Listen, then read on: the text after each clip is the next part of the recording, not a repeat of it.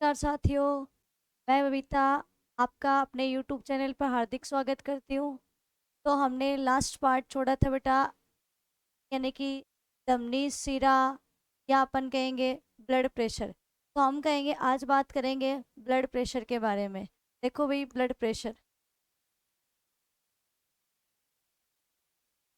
Blood pressure की बात करें या अपन इसको कहेंगे रक्तदाब। ब्लड प्रेशर या अपन क्या कहेंगे, रक्तदाब। देखो बेटा, पहला क्वेश्चन है अपना कि बीपी के जनक। तो अपना पहला क्वेश्चन क्या है कि बीपी के जनक कौन है। तो हम कहेंगे स्टेफन हेल्स। स्टेफन हेल्स बीपी के जनक कौन है, स्टेफन हेल्स है भाई। अगला फैक्ट आएगा अपना, बीपी का मापन होता है। तो बीपी का जो मापन होता है वो किससे होता है भाई, ब्रेकियल आर्टरी या कहें ब्रेकियल धमनी से। तीसरा प्रश्न बनेगा अपना, बीपी का मापन यंत्र। बात करें मीजरिंग इंस्ट्रूमेंट की, तो मापन यंत्र कौन सा होता है, स्फेग्नो मोनोमीटर। स्फेग्नो मोनोमीटर। तीन फैक्ट बन गए कि बीपी के जनक कौन है, स्टेफन हेल्स है। आपसे ये कह रहा है बीपी का मापन होता है, तो अपन क्या कहेंगे, बीपी का मापन ब्रेकियल आर्टरी से होता है। तीसरा प्रश्न अपना, बीपी का मापन यंत्र या मेजरिंग इंस्ट्रूमेंट कौन सा होता है, स्पेग्नो मोनोमीटर होता है। अब देखो भाई, अपन कहेंगे बीपी भी कितने टाइप्स की होती है। देखना बेटा, बीपी तीन तरह की होती है। बीपी कितनी तरह की होती है, तीन। मैंने कहा बीच में मैंने रखा सामान्य, नॉर्मल ब्लड प्रेशर, सामान्य। इसको मैंने क्या कहा, नॉर्मल ब्लड प्रेशर। एक होता है निम्न बीपी। निम्न बीपी का मतलब होता है लो ब्लड प्रेशर। और एक होता है उच्च बीपी, जिसको हम कहते हैं high blood pressure. High blood pressure, ठीक है भाई। अब देखो, लो ब्लड प्रेशर की बात करें, सामान्य की बात करें, उच्च की बात करें, एक शब्द याद रखना, हमेशा निम्न के लिए कोड वर्ड आता है और हाई के लिए कोड वर्ड आता है। तो निम्न के लिए जो कोड वर्ड आता है वो अपन कहेंगे क्या काम में लेते हैं भाई, निम्न के लिए हम एक शब्द काम में लेते हैं जिसका नाम है हाइपो। आपसे कहे कि हाई के लिए अपन एक कोड वर्ड लेंगे, वो क्या होगा, तो अपन कहेंगे हाई के लिए कोड वर्ड आता है, उसको कहते हैं हाइपर। तो ये अपन किसी भी वस्तु के लिए यूज कर सकते हैं भाई, हाइपो, हाइपर। लेकिन अपन क्या पढ़ रहे हैं, बीपी पढ़ रहे हैं। तो बीपी का जो सटीक फैक्ट है वो क्या है, टेंशन। बीपी का सटीक फैक्ट क्या है, टेंशन। तो हम क्या कहेंगे भाई, हाइपो। तो हाइपो क्या रहेगा भाई, टेंशन। तो हमने क्या पता किया कि लो ब्लड प्रेशर को अपन क्या कहते हैं, हाइपोटेंशन। और हाइपर, यहाँ पर भी मैं क्या लगा दूं, टेंशन। तो क्या बन जाएगा भाई, हाई ब्लड प्रेशर। तो हमने को दो कोड वर्ड मिले हैं कि हाइपोटेंशन क्या होता है, हाइपरटेंशन क्या होता है। तो हाइपो हमेशा होता है लो ब्लड प्रेशर और हाइपर हमेशा होता है हाई ब्लड प्रेशर। यहाँ तक पॉइंट क्लियर है। देखो भी आगे, नॉर्मल तो नॉर्मल ही रहेगा। अब देखो, बात आती है कि भाई होता कितना है नॉर्मल ब्लड प्रेशर। तो याद रखना, दो फैक्ट होता है, एक होता है अंश और एक होता है हर। हर कड़ी के अंदर अंश हमेशा क्या होगा भाई, बड़ा होगा। अंश क्या होगा, बड़ा। जैसे मैं लिखूं, यहाँ पर मैंने लिखा 150, सॉरी, नॉर्मल है इधर। तो मैंने किया यहाँ 100, इधर मैंने लिखा 120, इधर मैंने लिखा 150। ठीक है, यानी कि इनका अंश क्या हो गया भाई, बड़ा हो गया। फिर मैंने लिखा हर क्या इनका, छोटा। देखो, और सिंबल क्या काम में लेंगे, MMHG, मिली माइक्रो। अगला फैक्ट देखो, इन सभी में क्या रहेगा, MMHG रहेगा भाई, MMHG।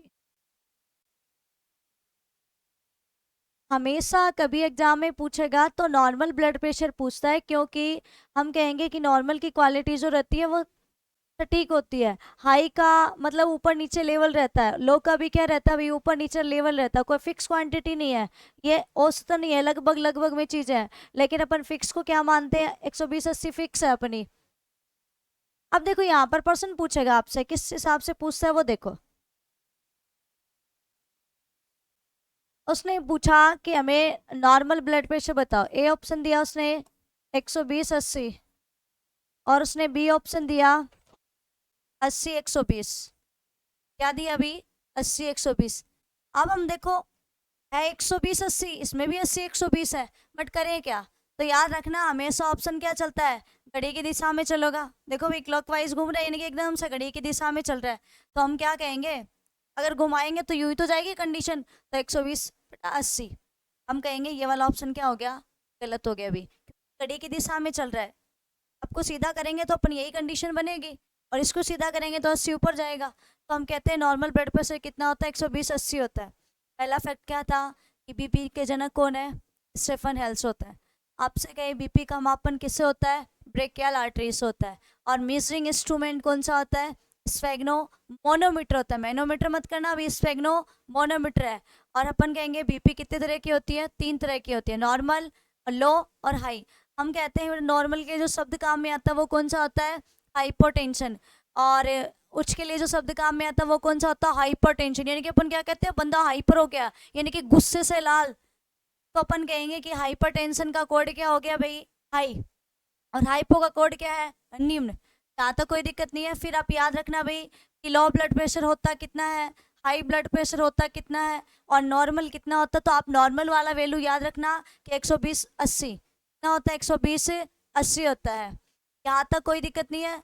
और आपसे कहेगी इनमें से खतरनाक कौन सी है, तो बेटा अपने आप में देखें तो खतरनाक दोनों ही है। अगर हम बात करें कि हाई लो खतरनाक कौन सी है, तो अपने आप में खतरनाक दोनों ही है। लेकिन इन दोनों के कंपैरिजन की जब बात करें कि लो और हाई में से खतरनाक कौन सा, तो अपन कहेंगे लो ज्यादा खतरनाक है भाई। लो क्या है इनकी तुलना में खतरनाक, यानी कि जो बॉडी होती है वो डेड के समान हो जाती है भाई। यहाँ तक क्लियर है। तो देखो हमारा ये तीसरा पार्ट था रक्त परिसंचरण तंत्र वाला, जो कि अपन ने कंप्लीट कर लिया है। अब अपन ने अपना फोर्थ पार्ट स्टार्ट करेंगे, यानी कि क्लास तो रहेगी अपनी पता नहीं 5-6 नंबर की, लेकिन अपना जो चैप्टर का नाम है वो रहेगा फोर्थ, और जिसका नाम है विटामिन। अब अपन पढ़ेंगे विटामिन के बारे में। देखो भाई इन 3 क्लास यानी कि अपन के 3 जो टॉपिक मैंने कवर किए हैं, उनमें से आपको अगर कोई भी दिक्कत हो तो आप मुझे कमेंट के माध्यम से जरूर बता सकते हैं।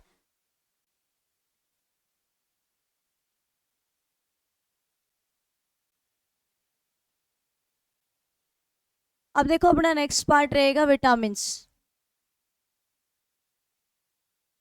विटामिन,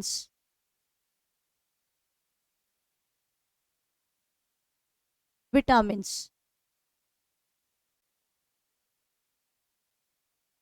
देखो आपसे कहे कि विटामिन्स के खोजकर्ता, विटामिन शब्द किसने दिया, विटामिन की थ्योरी किसने प्रेजेंट की, तो मैं आपको एक चीज बताऊं भाई, बहुत से लोग हैं जो कि खोजकर्ता कुछ बताएंगे, और थ्योरी किसने लॉन्च की वो भी और कुछ बताएंगे। आपको एग्जाम के लिए जो याद रखना है वो इतना ही याद रखना है कि विटामिन शब्द किसने लॉन्च किया भाई। तो विटामिन शब्द किसने लॉन्च किया था, तो अपन कहेंगे कासिमर फंक ने किया था। और ये भी क्या है कि कई लोग 1911 बताते हैं, 1912, तो आप लोग याद रखोगे 1912। हालांकि आपसे थ्योरी के बारे में पूछ ले तो अपन क्या कहेंगे, थ्योरी किसने लॉन्च की थी, हॉपकिंस प्लस कासिमर फंक, इन दोनों ने मिलकर के क्या की थी भाई, विटामिन की थ्योरी लॉन्च की थी। पॉइंट क्लियर हुआ, मैंने क्या कहा कि विटामिन शब्द किसने लॉन्च किया, तो हम कहेंगे कासिमर फंक ने किया था भाई 1912 के अंदर। फिर आपसे कहे विटामिन की थ्योरी किसने लॉन्च की, तो हम कहेंगे हॉपकिंस प्लस कासिमर फंक ने की थी।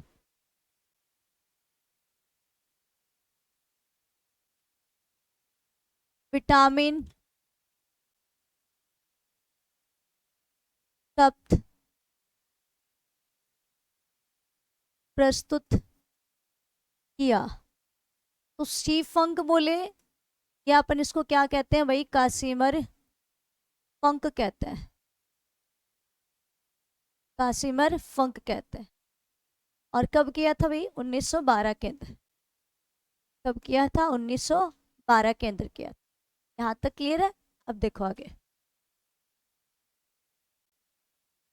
विटामिन की थ्योरी क्या लिखा मैंने? थ्योरी प्रस्तुत की। तो विटामिन की जो थ्योरी है वो दो लोगों ने प्रस्तुत की थी भाई। एक तो आएगा हॉपकिंस और प्लस में रहेगा सी फंक। इन दोनों ने ये थ्योरी क्या की थी भाई? लॉन्च की थी। यानी कि हॉपकिंस ने और प्लस में अपन क्या कहेंगे? सी फंक ने की थी।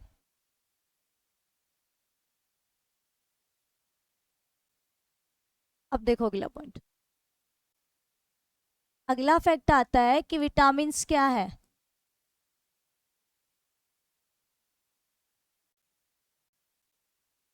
ठीक है भाई, अगला फैक्ट आएगा,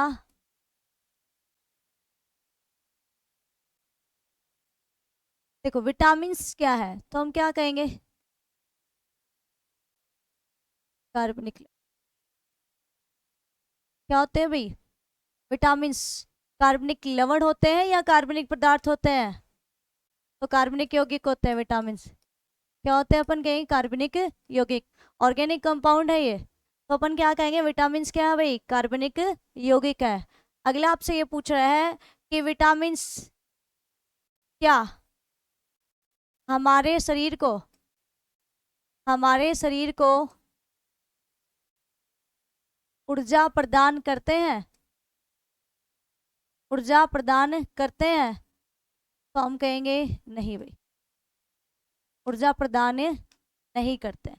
तो विटामिन क्या है? तो अपन कहेंगे ऑर्गेनिक कंपाउंड होते हैं, लेकिन विटामिन हमारे शरीर को ऊर्जा प्रदान नहीं करते। मैंने क्या लिखा? विटामिन क्या हमारे शरीर को ऊर्जा प्रदान करते हैं? तो हमारा आंसर क्या रहेगा भाई? नहीं करते हैं। तो काम क्या करते हैं? क्या काम है इनका? क्या करते हैं? तो उपापचयी,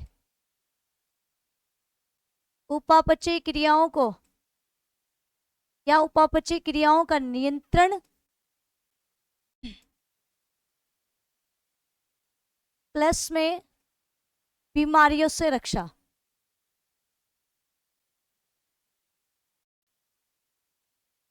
बीमारियों से रक्षा करते हैं भाई।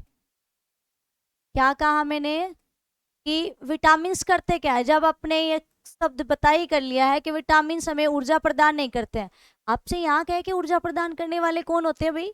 तो कार्बोहाइड्रेट ऊर्जा प्रदान करता है, प्रोटीन ऊर्जा प्रदान करता है, वसा ऊर्जा प्रदान करती है, लेकिन विटामिन ऊर्जा प्रदान नहीं करते हैं। तो विटामिन क्या करते हैं? तो कैटाबोलिज्म जो प्रोसेस है उसको कंट्रोल करते हैं, उपापचय क्रियाओं का क्या करते हैं? नियंत्रण करते हैं, प्लस में जो अपने डिजीज होती है उनसे अपनी सेफ्टी करते हैं, यानी कि बीमारियों से अपने को बचाते हैं।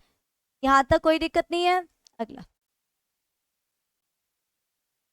एक फैक्ट आता है विटामिन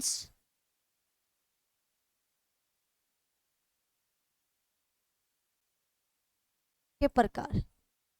विटामिन के प्रकार की जब भी बात करें, देखो भाई विटामिन कौन सा हुआ? ए विटामिन, फिर आया बी विटामिन, फिर आया सी विटामिन, फिर आया डी विटामिन, फिर आया ई विटामिन, और फिर आया अपना K vitamin. A B C D E और के, ये अपने पास विटामिन आए। अपन क्या कह रहे हैं? विटामिन के प्रकार तो कितने हैं भाई? 6, लेकिन 6 के भी कुल कितने प्रकार होंगे? कुल प्रकार जब भी पूछे तो कुल प्रकार कितने होते हैं? तो हम कहेंगे 13 होता है। कारण है भाई कि 13 होने का, देखो बी का B1 होता है, B2 होता है, B3 होता है, B5 होता है, B6 होता है, B7 होता है, B9 होता है और B12 होता है। हमने सबसे पहले क्या बात की? विटामिन के प्रकार के। तो ए विटामिन होता है, बी विटामिन होता है, सी विटामिन होता है, डी विटामिन होता है, ई विटामिन होता है और के। इसके अकॉर्डिंग देखें तो हमारे पास कितने हैं भाई? 6, लेकिन मैंने कितने लिखे हैं? कुल प्रकार कितने होते हैं? 13। देखो भाई 1 2 3 4 5 6 हो चुके हैं अपने पास, 7 8 9 10 11 12 और एक 13। क्योंकि B1 B एक ही है भाई, B1 बोले या B बोले एक ही है। तो 1 हो गया, 2 हो गया, 3 हो गया, 4 हो गया, 5 6 7 8 9 10 11 12 और एक 13। तो हम कहेंगे कुल प्रकार कितने हो गए भाई, 13 हो गए। आपसे यही क्लियर करे वो ये कहे हमें तो बताओ बी कॉम्प्लेक्स कितने हैं भाई, वो ये कह दे बी कॉम्प्लेक्स विटामिन बताओ भाई, बी कॉम्प्लेक्स विटामिन। तो बी कॉम्प्लेक्स विटामिन कितने हैं अपने पास, देखो भाई 1 2 3 4 5 6 7 और 8। तो हम कहेंगे बी कॉम्प्लेक्स विटामिन कितने हैं अपने पास, 8 है भाई। कितने हैं बी कॉम्प्लेक्स, तो अपन कहेंगे बी कॉम्प्लेक्स मतलब बी विटामिन का जो समूह है वही क्या होता है, बी कॉम्प्लेक्स होता है। वापस सुनो भाई, विटामिन शब्द किसने प्रस्तुत किया, स्टीव फंक या कासिमर फंक ने किया था। और विटामिन की थ्योरी किसने लॉन्च की, तो हॉपकिंस और स्टीव फंक ने की थी भाई। और विटामिन क्या है, तो कार्बनिक यौगिक है या ऑर्गेनिक कंपाउंड होते हैं। विटामिन क्या हमारे शरीर को ऊर्जा प्रदान करते हैं, हम कहेंगे नहीं करते हैं भाई। तो क्या करते हैं, उपापचय क्रियाओं का नियंत्रण करते हैं, या उपापचय क्रियाओं का नियंत्रण या उपापचय क्रियाओं पर नियंत्रण, ऐसे भी लिख सकते हो भी, उपापचय क्रियाओं पर नियंत्रण।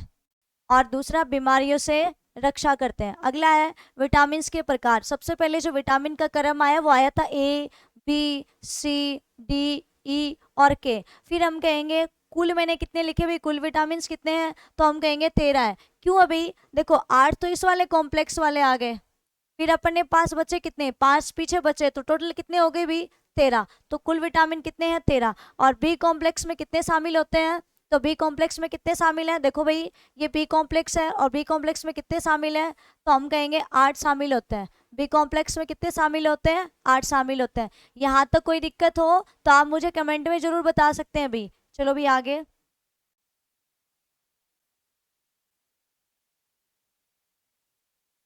अगला आता है घुलनशीलता के आधार पर, के आधार पर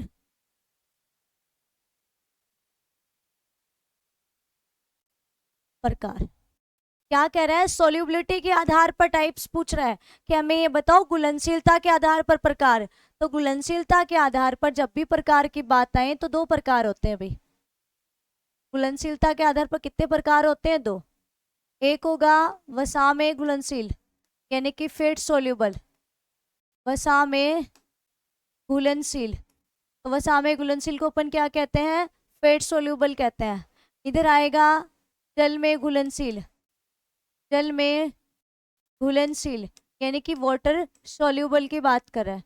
तो हमने क्या कहा, सॉल्युबिलिटी के आधार पर 2 प्रकार होते हैं, एक तो वाटर सॉल्यूबल और एक फेट सॉल्यूबल यानी कि जल में घुलनशील, और फेट सॉल्यूबल यानी कि वसा में घुलनशील। देखो याद रखना, विटामिन के, vitamin E, vitamin D, vitamin A. तो हम कहेंगे एक शब्द बन गया भाई, क्या बन गया, कीड़ा। कीड़ा क्या बन गया, कीड़ा। मतलब विटामिन के, vitamin E, vitamin D, vitamin A, तो क्या शब्द बन गया, कीड़ा बन गया। तो कीड़ा किस में घुलेगा भाई, वसा में घुलेगा। किस में घुलेगा, वसा में। अब पीछे कौन से बच गए, तो हम कहेंगे बी बचा और ए सी बचा। कौन सा बच गया भाई, बी और ए सी। अब देखो यहां तक कोई दिक्कत नहीं है। अब एक चीज याद रखना भाई, ये जो 4 और ये 2 जो वसा में घुलने वाले हैं, ये चारों विटामिन ये यकृत में संग्रहित होते हैं। ये किस में संग्रहित होते हैं, ये यकृत में संग्रहित होते हैं। इसमें संग्रहित होते हैं भाई, यकृत में संग्रहित होते हैं। हम कहेंगे ये विटामिन जो है वो लीवर में स्टोर होते हैं। कौन सा, vitamin A, vitamin D, vitamin E, vitamin के, यानी कि कीड़ा। कीड़ा अपन कहेंगे किस में स्टोर होगा, तो लीवर के अंदर स्टोर होता है। और आपसे कहे बी और सी, हम कहेंगे ये संग्रहित नहीं होते, संग्रहित नहीं होते हैं यानी कि स्टोर नहीं होते भाई। क्या होता है इनका, जल के साथ निष्कासन। क्या होता भाई, जल के साथ निष्कासन होता है इनका। पता लगा हमें कि ये संग्रहित नहीं होते हैं, तो होता क्या है, तो इनका जल के साथ निष्कासन होता है पर डे। दूसरा रोज लेने पड़ते हैं।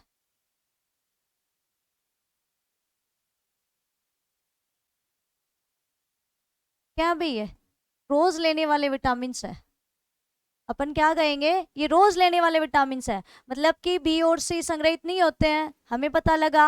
और ये जल के साथ क्या होते हैं, पर डे रिमूव होते हैं। लेकिन हमें कहा कहा रोज लेने वाले विटामिन, हमें इनका यूज रोज करना पड़ेगा क्योंकि ये शरीर के अंदर स्टोर नहीं होते हैं। लेकिन यहाँ याद रखना, एक नोट लगा के बात बताती हूँ। Vitamin B12, vitamin B12 exception के फॉर्म में विटामिन B12 यकृत में संग्रहित होता है। विटामिन जो B12 होता है साइनोकोबाल्मिन, वो कहाँ स्टोर होता है, तो यकृत में होता है। यानी कि है तो बी की फॉर्म में ही, लेकिन एक्सेप्शन की फॉर्म बन गया कि B12 जो है वो कहाँ स्टोर हो रहा है, तो अपन कहेंगे यकृत में। तो देखो ये सॉल्युबिलिटी के आधार पर दो टाइप्स हो गए, वसा में घुलनशील, तो वसा में कौन सा घुलता है, KEDA कीड़ा। और बचा कौन सा, बी और सी, ये किसमें घुलेगा भाई, पानी के अंदर। आपसे कहे कि कीड़ा जो है वो किस में स्टोर होगा, तो हम कहेंगे लीवर में स्टोर होता है, यानी कि यकृत में संग्रहित होता है। अच्छा भाई बी और सी कहाँ संग्रहित होता है, तो अपन कहेंगे कहीं संग्रहित नहीं होता है, हमें रोज लेने पड़ते हैं क्योंकि ये जल के साथ क्या होते हैं, रिमूव होते हैं। यानी कि आप यूरिन करते हो तो यूरिन के साथ में क्या है, ये निकलते जाते हैं। अगली बात है, एक विटामिन B12 एक्सेप्शन की फॉर्म में है भाई, B12 यकृत में क्या होता है, संग्रहित होता है। यहाँ तक कोई दिक्कत नहीं है, चलो आगे। अब देखना भाई, एक बेसिकली जो फॉर्म थी अपने कंप्लीट की है। अभी मैं आपको बताती हूँ ट्रिक्स के बारे में, मतलब कि भाई किसका रासायनिक नाम क्या है और किसके खोजकर्ता कौन है, ये सब बात करेंगे अपन। सबसे पहले अपन बात करेंगे रासायनिक नाम। रासायनिक नाम कहे तो केमिकल फॉर्मूला, यानी कि अब सॉरी केमिकल नेम, रासायनिक नाम मतलब केमिकल नेम। तो मैं आपको एक ट्रिक लिखती हूँ यहाँ पर। मैंने लिखा रथ एक टॉफी। क्या लिखा भाई मैंने, रथ एक टॉफी।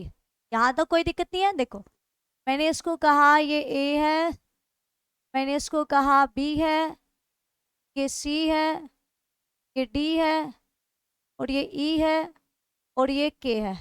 अब देखना आप, मैं आपसे कह दूं कि एस्कोर्बिक अम्ल इस विटामिन का रासायनिक नाम है, तो आप क्या बताओगे भाई, ए से तो अपने को सी दिखाई दे रहा है, तो सी। मैं आपसे कह दूं कैल्सीफिलोर किसका रासायनिक नाम है, तो आप क्या कहोगे भाई, कैसे तो मुझे एक ही दिखाई दे रहा है, डी। मैं कह दूं टोकोफिरोल किसका रासायनिक नाम है, तो आप क्या कहोगे भाई, मुझे तो सिर्फ एक ही दिखाई दे रहा है, ई। आपसे मैं कह दूं फिलेक्विनोन, तो आप मुझे कहोगे कि मुझे तो एफ से यानी कि एक ही दिखाई दे रहा है, वो है के। यहाँ तक कोई दिक्कत नहीं है ना।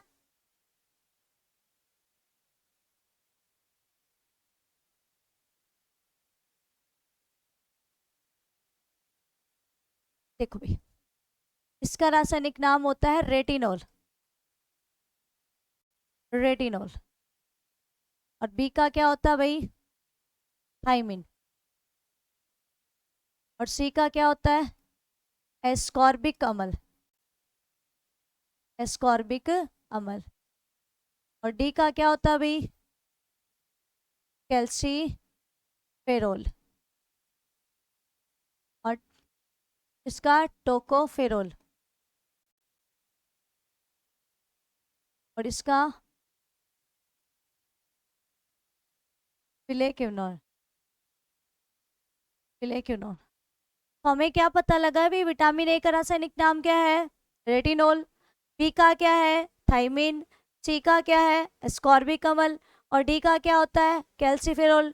ई का क्या होता है, टोकोफेरोल। और आपसे कहे के का क्या होता है, फिलेक्विनोन होता है। यहाँ तक आपको कोई दिक्कत नहीं है ना। तो आपको याद क्या रखना है, रथ एक टॉफी, रथ एक टॉफी। आप लोग ये याद रखोगे, फिर आपके दिमाग में होना चाहिए कि कर्म व्यंजन क्या क्या था भी, ए किया था, फिर बी किया था, फिर सी किया था, फिर डी किया था, फिर ई किया था, और फिर अपने के किया था। यहाँ तक कोई दिक्कत नहीं है। अब देखो बी वाले की अपन बी की सारणी के हिसाब से यानी कि टेबल में पढ़ लेंगे। यहाँ फिर मैं आगे आपको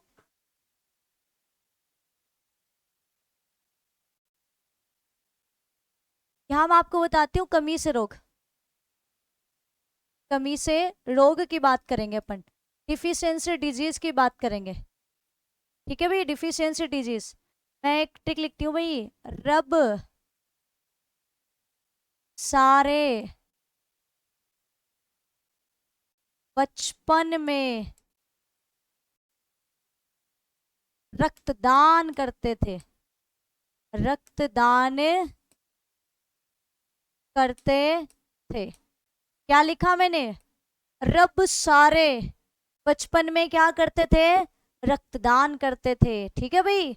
अच्छा मैं इसको कह दूं कि ये ए है, मैं इसको कह दूं ये बी है, मैं कह दूं सी है, और ये डी है, और मैं कह दूं ये ई है, और ये कह दूं के है। यहाँ तक कोई दिक्कत नहीं है। अब मैं आपसे कहूं भी रतौंधी किसकी कमी से होता है, तो भी रे है, तो मुझे तो एक से दिखाई दे रहा है, विटामिन ए। मैं कह दूं बेरी बेरी किसकी कमी से होता है, तो आप कहोगे कि बेरी ब है, एक ब है, यहाँ पर 55 पूरा है, तो ये पूरा शब्द काम में आएगा, और यहाँ पर क्या आएगा? ब, यानी कि बेरी बेरी बी से। मैं कह दूं स्कर्वी किसकी कमी से है, तो अपने पास से संबंधित कौन सा एक ही शब्द है। मैं कह दूं रिकेट्स से, तो अपने पास यही ऑप्शन है। मैं कह दूं बांझपन, तो बांझपन यानी कि यहाँ पर याद रखना रब सारे बांझपन में रक्तदान करते थे, तो आप याद रखना बचपन में रक्तदान, तो याद रखना बांझपन है ये, बचपन ना होकर के ये क्या है? बांझपन। और रक्तदान, रक्तदान मतलब रक्का थक्का न बनना, तो याद रखना भाई।